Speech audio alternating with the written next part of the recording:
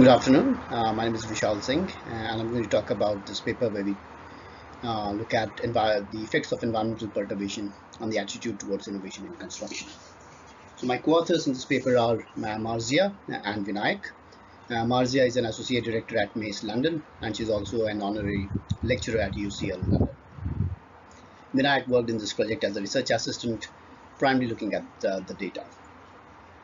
So environmental perturbation, crisis, or environmental jolts, what we may call it, is known to alter innovation behavior, right? So this is something we have known for some time, both in academic literature as well as this common knowledge among people. However, most of the academic work in this space has looked at the effects of structural characteristics, so the kind of perturbation, the scale of perturbation, and so on. What has been looked inadequately is why the attitudes change. So what are the behavioral mechanisms through which the changes happen in this attitude towards innovation? And that is what we are going to look at in this work. In particular, what we are interested in is to try and look at theoretical models that might be able to explain the innovation behavior both in normal circumstances or business as usual, as well as under perturbation. So we are seeking a consistency in the theoretical models in that space. Work is built on in the work that we did earlier, what we now are calling as Excitable Innovation Behaviour Model.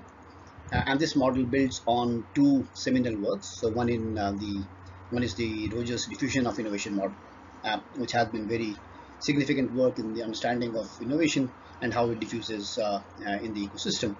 And the second is Maslow's hierarchy of needs, which talks about how needs evolve in an hierarchical order.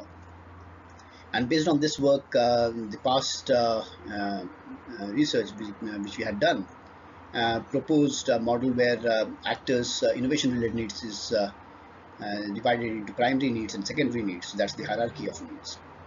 And we claimed that there's stable state needs and excited state needs, such that environmental perturbation pushes the needs which are typically stable into excitable states.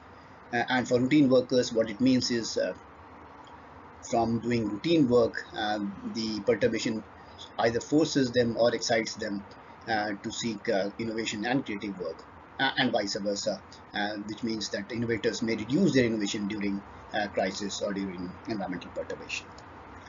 In addition, based on the needs approach, we also divided three kinds of needs in the ecosystem. So there are actors who need to innovate. These are innovators, researchers, designers. There are actors for whom the innovation is being done. So that is the potential users. So they need the innovation. And in addition, there is a third category who neither need the innovation, they do not need to innovate either, but they benefit from the transaction or the supply chain between the producers and the consumers of the need. And typically, in an ecosystem, when these three needs come together and they get aligned, we see innovation diffusion happen. That's the position that was there earlier. So the aim of this work, the one that we present here, is twofold. So the first is to validate the applicability of the propositions in light of the new evidence. So the past work, we have a set of theoretical propositions, and we want to see whether in the new, in light of the evidence in this unique situation, are they consistent with what we already know? And in addition, we expect to extend the theoretical model that has been posed earlier. So three primary propositions that we look at in terms of validation. The first is that the excitation not only is there for individuals but also for organizations. This excitation can be both positive and negative, which means that environmental perturbation can not only increase innovation but they can also decrease innovation. And the third is that even if there is a perturbation driven behavioral desire to change, whether that change is acted upon or not is contingent on the actor's degrees of freedom.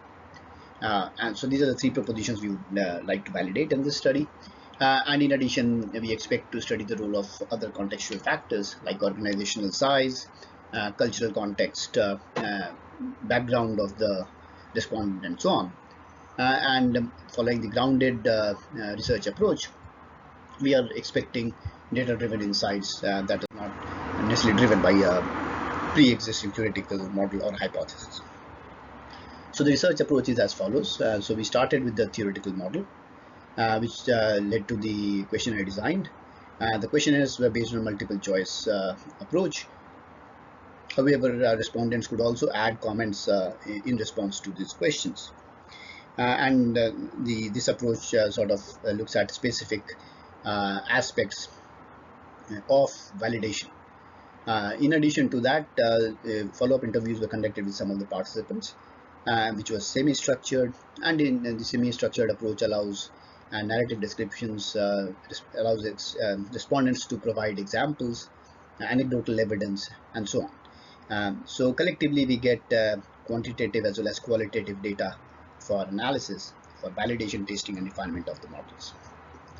So we collected 266 survey responses over 3 months, and the questions were divided such that for each question, the respondents provided information about their own behavior, about their colleagues' behavior, and the organization's behavior. And this is useful. The first, especially the self and colleagues, is where we wanted to see whether there's actor observer bias noted in the responses or not. In addition, as stated, we conducted 14 interviews, and these were one-to-one interviews ranging from 30 to 60 minutes. So here are some of the survey results very quickly. So the first part of the survey responses provided us insights into who these respondents were. So it sort of gives their contextual background, and these contextual background could then be used to sort of filter the answers and see how the contextual factors affected the behavior, or if there's any pattern observable there.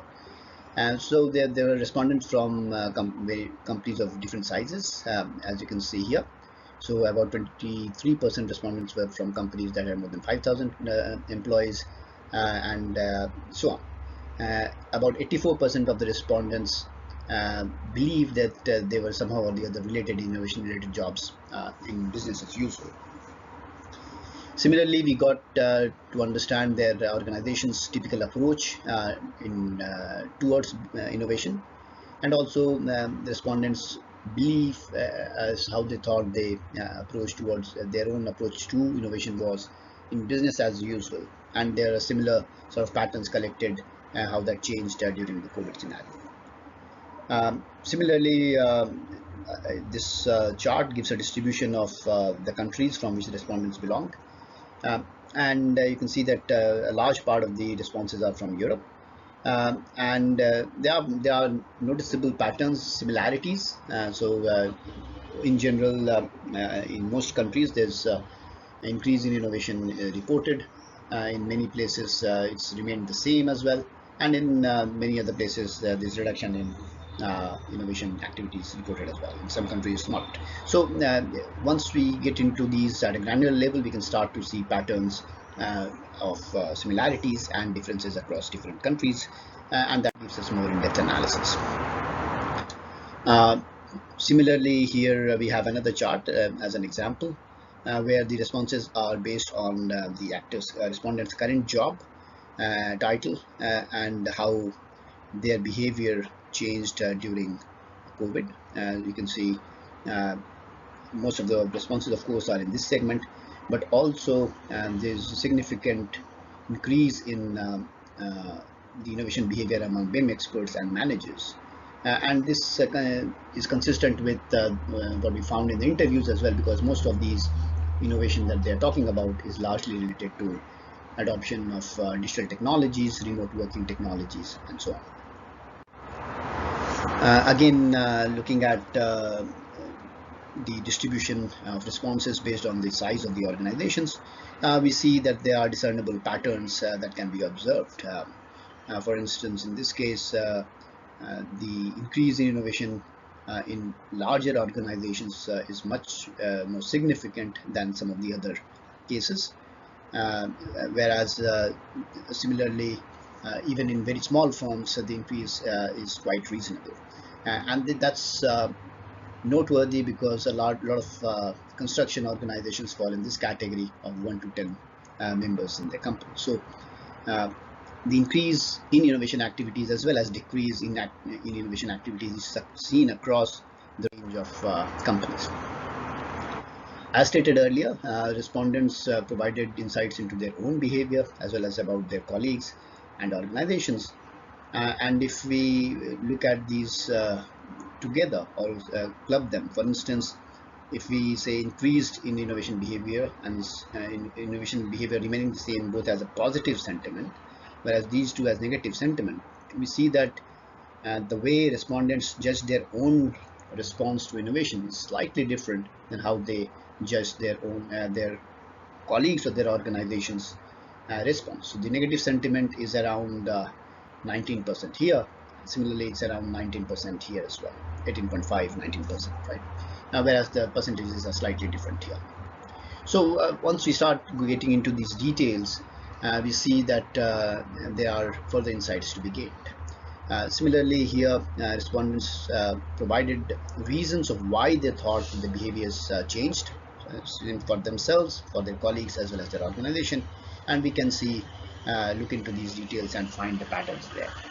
Besides choosing amongst what was given as options of why the behaviors changed, they also provided their own reasons of why the behaviors changed, and some of those are listed here. For instance, uh, so in this case, the respondent felt that there was an opportunity to innovate, so this was more of a voluntary choice. Uh, Here it says it's only way to keep me updated, so not much of a choice, but still a voluntary action. In the third case, it's not even a voluntary choice, rather it was a decision taken by the shareholders and the actors had to act upon. So kind of hinting towards the uh, degrees of freedom and the constraints that are there. Again, then we have coincidence in the sense of alignment of the timing, and of course, crisis sort of leading to priority being clarified. And similar sort of patterns were observable in the qualitative data. Again, we do not have time to go into details, but here if we look at one quote for them, so this is a paraphrased statement. So normally not everyone will be convinced towards innovation if it's business as usual. Not everyone is willing, and motivation is not that easy in normal circumstances for innovation. But pandemic forced everyone to be in the same situation, so it was easier to get them to innovate, right? So based on all of these patterns across the surveys as well as the interviews, some of the key findings are noted here. So there is a noticeable change in attitude in both individual level as well as organizational level. There's both positive as well as negative change, and actors' innovation activities in many cases are contingent on their degrees of freedom. So all the earlier propositions that were there in 2014-2015 paper have been validated in these studies.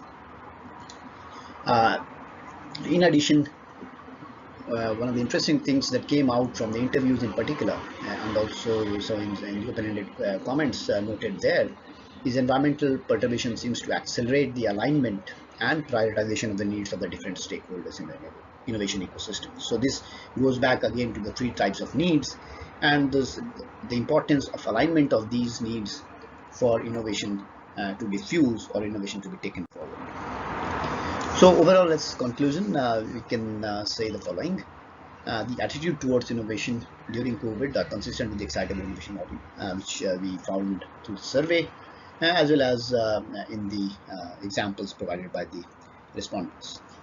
Uh, Further insights that came were that perturbation creates conditions for faster prioritization and alignment of needs, and the needs become shared because everyone is looking at the same needs, which doesn't normally happen in business as usual because people have varied needs and prioritization does not take place.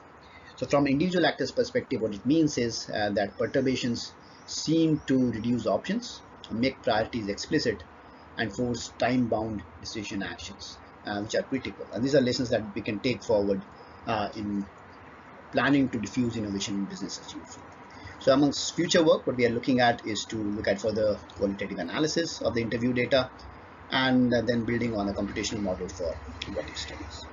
So with that, I'll stop here, and I'll be happy to take questions when we're there. Thank you.